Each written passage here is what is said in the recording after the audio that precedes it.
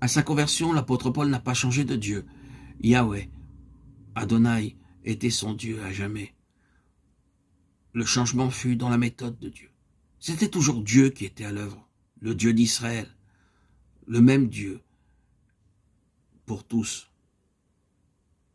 Nous disons ceci parce que personne ne peut dire qu'étant donné qu'ils sont nés et ont été enlevés, et ceci ou en cela donc la providence, ce qui signifie Dieu, a voulu que cela soit leur voie pour toujours.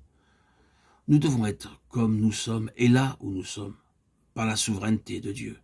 Et nous devons savoir que tout changement majeur vient tout aussi précisément de Dieu, et que l'unique autre solution à ce changement est une désobéissance manifeste à la volonté de Dieu présentée par lui. Cela doit être une chose à faire à tout prix, ou alors c'est un égarement par rapport au chemin à suivre. Cela exigera certainement une marche avec Dieu par la foi, car l'élément de contradiction apparente peut être présent. Nous ne savons pas quels conflits mentaux et de l'âme Paul a eu. Il n'est pas rapporté qu'en faisant face à l'immense révolution, il discutait avec Dieu.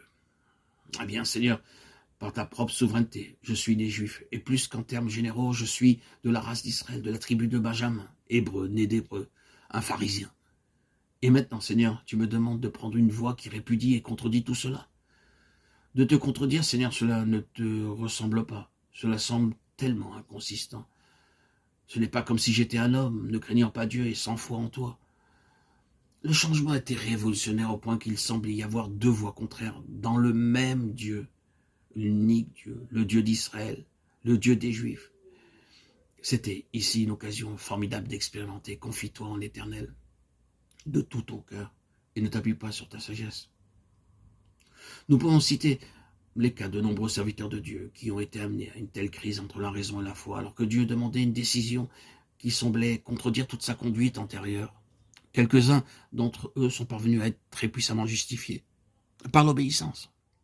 Quelques-uns ont vécu pour être des exemples de personnes qui ont manqué le but ou ce que Dieu avait de meilleur.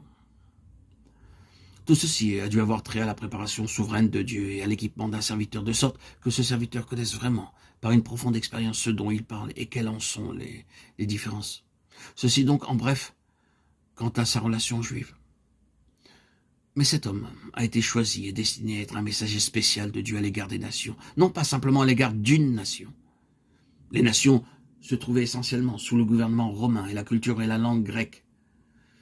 Par l'intermédiaire de son père, Paul a hérité la citoyenneté romaine et l'état d'un homme libre, et par sa naissance et son éducation à Tarse, il a acquis à la fois l'usage de la langue grecque et une familiarité de premier plan avec la vie et la culture grecque.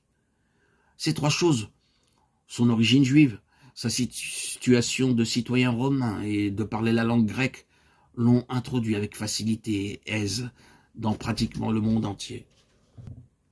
Mais ajouté à cette qualification toute naturelle, il y avait ce sans quoi Paul n'aurait jamais été le réel agent auquel l'histoire rend témoignage. Il était oint du Saint-Esprit.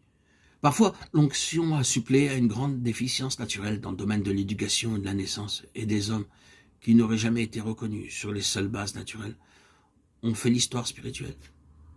Le Seigneur a pris un réel soin à ce que Paul ne puisse jamais faire de ses avantages naturels la base de son véritable succès. Ceci fut implicite ou indiqué lors des premières paroles rapportées du Seigneur à son égard, à Ananias, après sa conversion. Je lui montrerai tout ce qu'il doit souffrir pour mon nom. Acte 9, 16.